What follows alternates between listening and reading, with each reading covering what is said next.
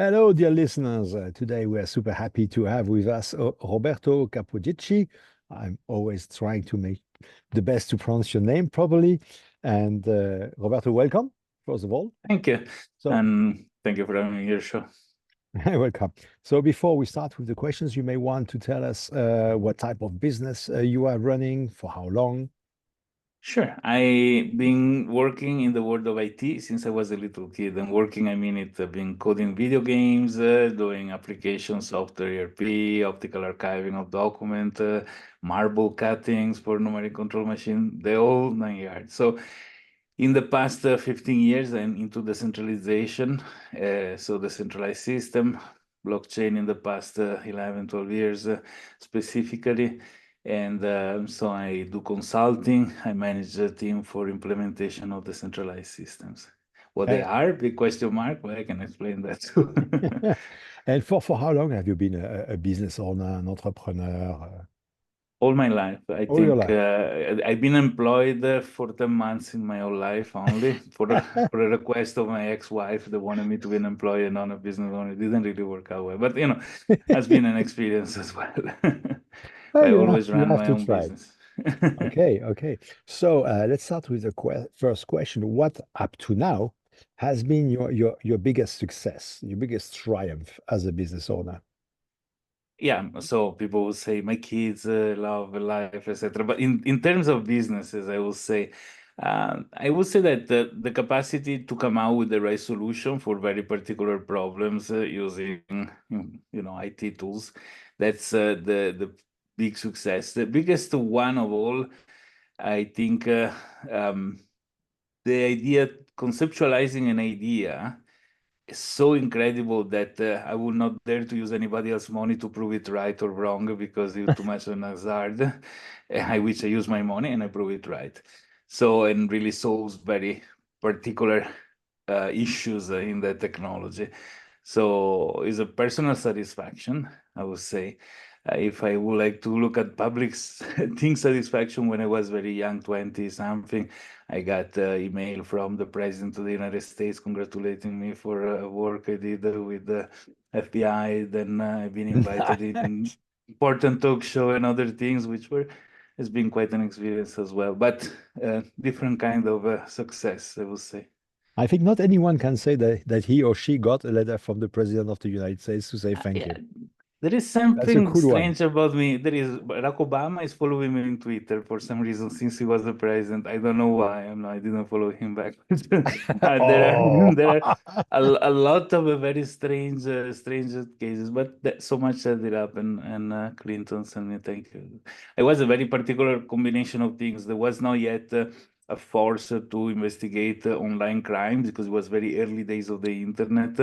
It was a very particular interest scam that I found, and the only place to report was inside the White House. There were just two people that were probably setting up the base of what would become the investigation for online crimes. So two FBI agents that were specialized on this. I don't know what it was.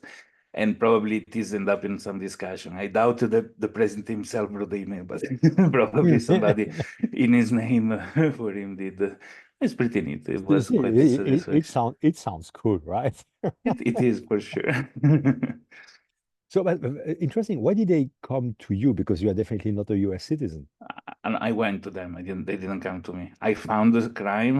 I took all the information to, frame them, find these people and, all the material enough to create the accusation, all the explanation, technical explanation of the crime, because many times in the world of IT, there are crimes that when you go to law enforcement, it's very hard to explain to them why it is a crime, what is, so that I did that. And That's cool. it's been interesting. Yeah. That's cool stuff. Amazing. So, and now on the side that's not so cool, what were your up to now your biggest failures? And I think that any entrepreneur has to go through Yeah. hundreds of failures. Because if you don't fail, you never learn, you never get better, you never, so it's part of, there are good and bad failures, I will say, but the majority are good also if they're big and they help learning. I think that the biggest I did are in terms of trust.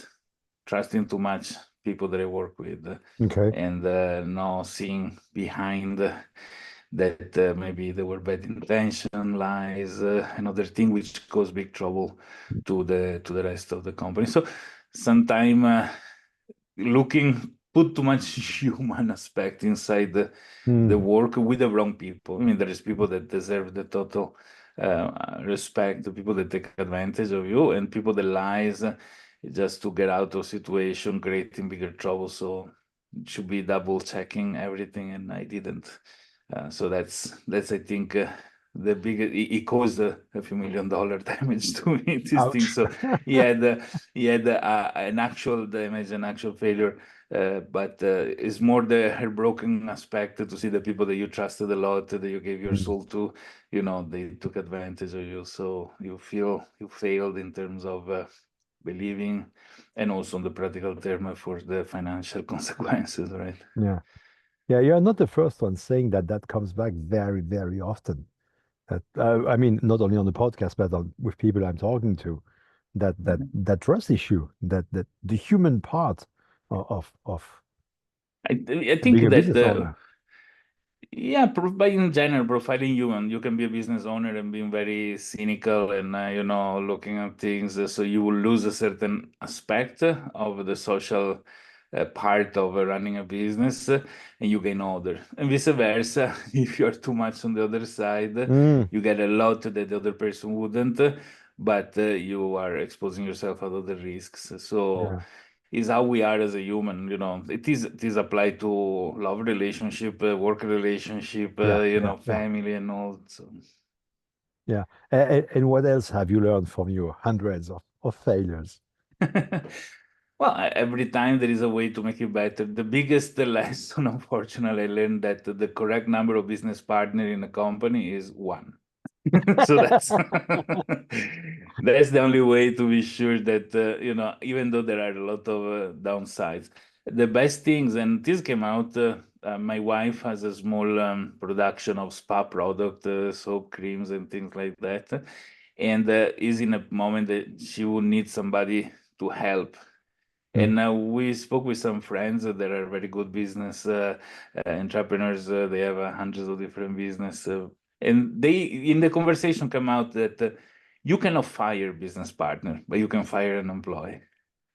And that's a very big, sounds obvious, but it's not so obvious. When Right. people start with all the happiness, enjoyment of things gonna be great, it's easy to business partner with someone because it doesn't cost Right. you money, Yeah. and there is a more motivation. But when things are bad, then you are in a point where it's much more difficult to solve an issue because if he's an employee, you simply say sorry, ciao, Mm. and gone. If it is a business partner, what you do at the point, right? So there are the plus and the minus, but you need one strong leader with full control of things because else, doesn't mean that doesn't happen that there are partnerships that work super well. Yeah, sure. But most people, mostly if it's not already in the business, when money comes along, they change personality a lot. I saw money changing people in ways that I would never expect. It is since the first company started the company when I was 14 with authorization of the court for minors because I was underage, right? Mm. And my business partner was slightly older than me, and we were like people thought that we were a couple so much. We were attached. We worked fantastically together. It was coding. It was doing graphic. So we were doing amazing things. As soon as the company started making good money, the things changed a lot, and Yeah. you have a lot of aspect of envy of things. So it is, yeah, it is something that unfortunately ruin. So those are the bad experiences, I think, and failure because you feel failing and being unable to have control things Mm. to avoid these things to happen, Right. right? Right. So, And would you say that all? Would you think that other people could say the same of you, that money changed you or not? but if yeah, I think they do. Money change people. Hardly you see somebody that is not changed. But there is always, maybe it's not financial, is power, is control, is Mm. I don't know, like fame, reputation, whatever it is. But we all have one lever that brings us, I don't know how to say, sorry, I don't want to use bad language, but we all have a price for something, right? So if it's not financial, it's something else. But down there, we all go to the first job of the world, Yeah. if paid in the correct currency. And so I think when these kind of currencies become available, there are a lot of triggers. Says in a company, somebody is the face of the company, is invited to conferences, and people give all the merit for what the company does to the person only. Like this, Yeah. business partners that are maybe doing hard work in behind Yeah. tend to become envious, and this ruin the thing. So it's very difficult to have um, like a relationship with a business partner Right. that is Right. so Right. deep and strong that saves from these external factors, right? I guess that's what I learned, at least. Maybe I'm wrong. There are many other things and other aspects, but I think these are the worst because money come and go. There is moment to make a lot of money, but trust is the core. I had a group of employees that try to bypass me and sell themselves to the client directly, Okay. ruining everything because the client loses trust on me. If I cannot control my employees, they will never buy to the employees because, they will not trust people that do these sort of Yeah. things.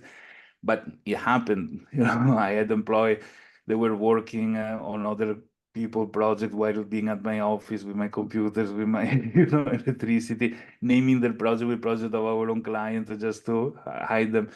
So finding the right, so the key things is finding the right people to work with, people that have ethics, people that, and that's not easy because sometimes people can sell them very well, Yeah. has good Yeah. references, and then you discover the truth later, but not easy.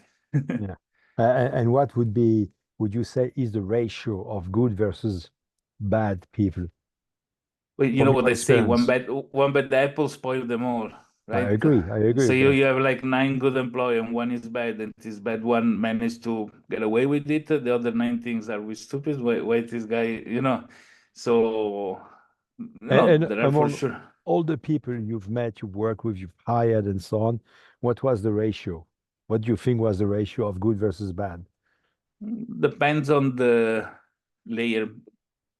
Bottom layer employees usually, even if they're bad, is unnoticeable because it's mostly relevant toward the production. Higher level decision maker. I had a HR person that became a nightmare because he started controlling the whole things. Mm, Very very scary. In fact, I'm scared of HR people if they need to be the very good ones. So. Um, and the people I level that you trust, so people that you delegate work to, if they are not honest in saying, look, there are trouble, we are not making it there, but they try to present everything is good, even if it's not good, mm, until it's too big to explode. Those are, the important one that need to be people that has to be really mature. I don't know how to say grown mm. up, behaving, having the balls, because again, sorry for the language, but Don't worry, to don't worry. be to be to take responsibility, be there, take action, and now pretending things are in a way when they're Yeah. not. This.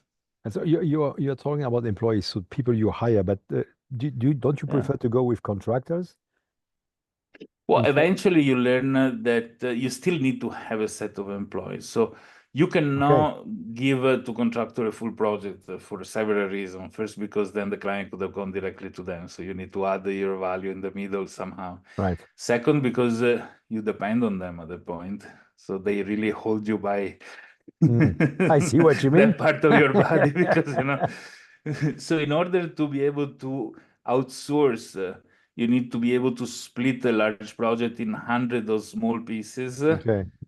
outsource the small piece, evaluate in return that is good. In this case, the contractor is going to work well and fast because he's going to get the next one and can make a lot of money at the end of the month. But you need to have in-house somebody that take all these pieces of Lego and put them back together and Okay. verify that things are okay and so on and so forth. So you still need to have in-house brains and Mm. trusted people in order to work with. So and then there are other jobs that you cannot really pass outside that need to be done in place. We had recording studio, I had video productions, I had any sort of other business around these things. So those things need people to be there to do the work. Right, You right, can right. know. Yeah. Uh, How big was your biggest team of employees, I mean? and I never went, I think 67 has been the biggest number. I That's quite a never lot. been very big. Well, it's now 500, 1,000, and 10,000, Okay, you know. still.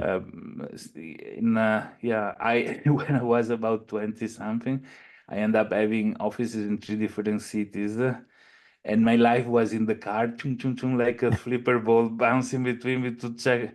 I don't know people that have 200 offices around, how they have the power to delegate Ah, and assure that things are okay.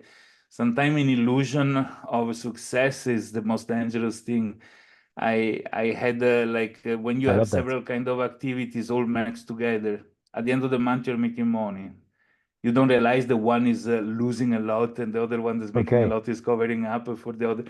It is, I end up even doing, and the beautiful thing in running company when you're young, you can do crazy stuff. We made the banknotes with my face, some graphic designer did. So we started paying services inside. So if the graphic designer was helping out the developer to do an icon or something, so internally, who's working for who and for Yeah. how much? So we give the same budget to each person or department, and at the end of the month, we see who has all the fake internal money, And this has been a very good way to evaluate the flow of the work, because you say, how come this guy of this department is so busy constantly and they make no money with external jobs, right? Because you Hmm. realize they're doing a lot of work for others that seems that to make a lot of money, but they're doing very little. Okay, okay. There are That's dynamics in the interesting. company that are not so simple when the work is all intellectual. Because if I had a ceramic production or a factory to do something else, it's easy to monitor the flow of the Yes, production. yes. When the result is a result of an intellectual work of multiple people, go find who put this piece of intellect. You need to touch sensor to the head of people. So it become a very difficult kind of management. Yeah, I get it. Yeah. So what are other lessons that you've learned that our audience could benefit from? I would say use the right tools, trust nobody, not even the client get trusted, because there are a lot of clients that take advantage of the sales process to get freebies, right? A Mm, free consulting, free design, with the idea that you're implementing something later, and then they go to their cousin and say, hey, look at this is an analysis, this is design, do the rest of the thing, right? So always be prepared to the worst and mitigate. I had a tech support and a lab where I put 20% on charge because things were disappearing, memory, processors, and small stuff. For as much as put somebody responsible for it like this, there was internal stealing of these things with the idea they were broken or no, whatever. And then you charge it back out to the client, what you can do. Or you don't do the work anymore. But it was like endemic, doesn't matter who you hire. That was the thing that was happening. There are other cases where we start contract with one page of term and condition, and after a few years there were 10 pages of term and condition because of the experience done with yeah, various different clients, right? And when working with people is listening a lot to what they have to say, because sometimes from the top it's difficult to see the issue that there are down, right? I mean, is not much to say is pyramidal, the construction of any business, for as much as people want to horizontalize, but can be a tall or short pyramid. But and the problem that there are is that each person see the relationship one to one. They speak yeah. with the manager, they speak with the CEO, and on the other side they don't realize that it's one too many. So it's not the same kind of relationship. So sometimes people is more thinking why I didn't do, why is not paying attention to me like this, because in reality there are a lot of other people you need to pay attention to. So those are the practical aspect that people don't think about when they grow. Right, Mm. right. Yeah, yeah. So what would be an important or a nice takeaway for the audience today? What would you want them out of all this conversation or maybe something else to keep in their mind? for the next steps in their business? Well, I personally been working always with a lot of added value, a lot of margin. So there is space to do things very well and treat the client very well and treat employees very well. So because the big difference of having a company where the investment is a big machinery and the employees Homer Simpson that need to just press the button. And you need to take care of the machinery very well, that doesn't get broken, is always kept upkeep correctly. In a business where intellect is the machinery, Mm, you need to treat well the people in terms of you depends on them, but never fall in the condition that they control you, because now without them you're in trouble, right? So yeah. there is a lot of balance to do in those aspects, and yeah, I Okay. guess that's that's important. But people don't respect contract. It depends also the country where you work. There are like countries where employee, if they misbehave, they are persecuted. Mm, Other country where they come out totally immune. So it depends also where you work. I'm saying this because I'm in Indonesia right now, and that's where I've been working with developers lately. But I work in Singapore as well, and it's completely different planet. So you would never expect an employee in Singapore to do something an employee in Indonesia will absolutely do, and those okay. are interesting aspects. I mean, living in Europe, that's easy, but at the same time, there is a lot of protection toward the employee, much less protection toward the entrepreneurs, Right, right. because so there are each place has its own thing. So that's another aspect to think about what kind of business I do, which is the best place to do the business I want to do. Yeah, right. Thank you. Thank you. So, Roberto, if people want to keep talking with you or learning more about you, or maybe also talking about your services, where can they find you? What's the best In way to Link- get in touch with you? sure, in LinkedIn, my LinkedIn handle is RC10. Very No, that's an simple. easy one. So, That's the easiest one I or heard up to now. so RC10. it's linkedin.com/in/RC10.